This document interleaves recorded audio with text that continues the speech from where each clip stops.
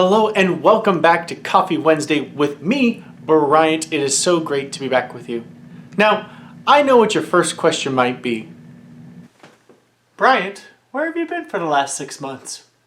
And that is a great question. For the last 6 months, I have been away and I've been on hiatus from doing my Coffee Wednesday videos. Not because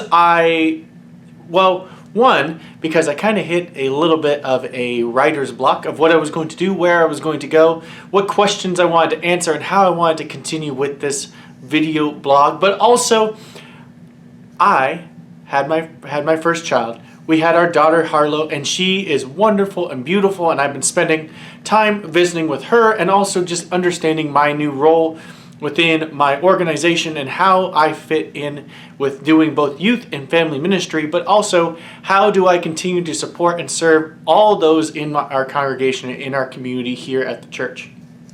Which brings me back to my question of the week. This was asked to me about 6 months ago, and I have been pondering on it ever since. And the question was, do I believe that religious organizations hinder or help during the middle of a pandemic? And I said at the time, and I still stand by what I said, I believe, unfortunately, they can do both.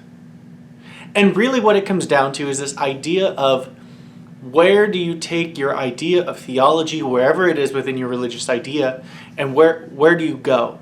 Where do you go in what you understand from the books that are a part of your philosophy, part of your religion, and also what you understand from your leaders. For instance, when people were saying that the church was shut down, the church could not open, our leaders within the Evangelical Lutheran Church in America were the first to respond and say, our church has never been closed. We have not closed our church, because church is not about the building. Church was not about where exactly you sit on a Sunday watching somebody perform these wonderful sermons and things like that up in front of a crowd. What church was this idea of community, and it was reminding people that the community still exists, even if it looks a little different.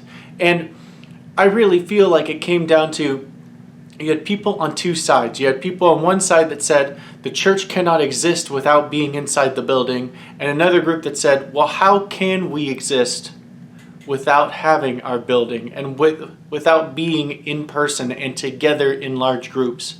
And I think depending on where your religious organization went with it, that's where you are either helping or hindering. Because those who were helping said, you know what, instead of figuring out how we're using our building because of the fact that that's all we know how to do, how are we stepping out and working more with our food banks? How are we helping use our parking lot in new ways that can continue to express community to others but keep people safe? For us here at our church here in Mill Creek, we have been running drive-through events where people have been able to drive through and do different drop-off events.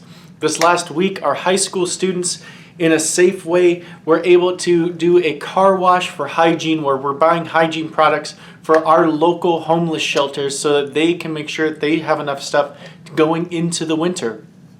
And really, I think that's where it comes to.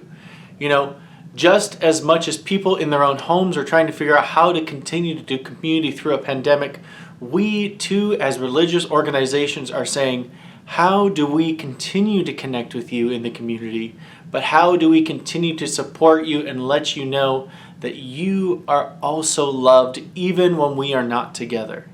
And that's what's super important. That's what it comes back to, is how do you continue to love? Because if you're not trying to find ways that you can continue to love the person next to you, then that's when you're hindering what's going on. So, as you go throughout this week and as you continue to think about how do you continue to love others? How do you continue to support your community even when your community cannot come together? For myself, right now, that has been making sure that I am taking care of those in my home. That has been making sure that when I do come in to be a part of my workspace, that I am continuing to do things in a safe way for both my students and for the community at large, to remind them that they are still a part of our community even when we cannot meet in person. So with that, we will be back again next week with another Coffee Wednesday video. We'll get back to some more fun topics. I have some great questions I want to answer and just some great ideas to continue to think about.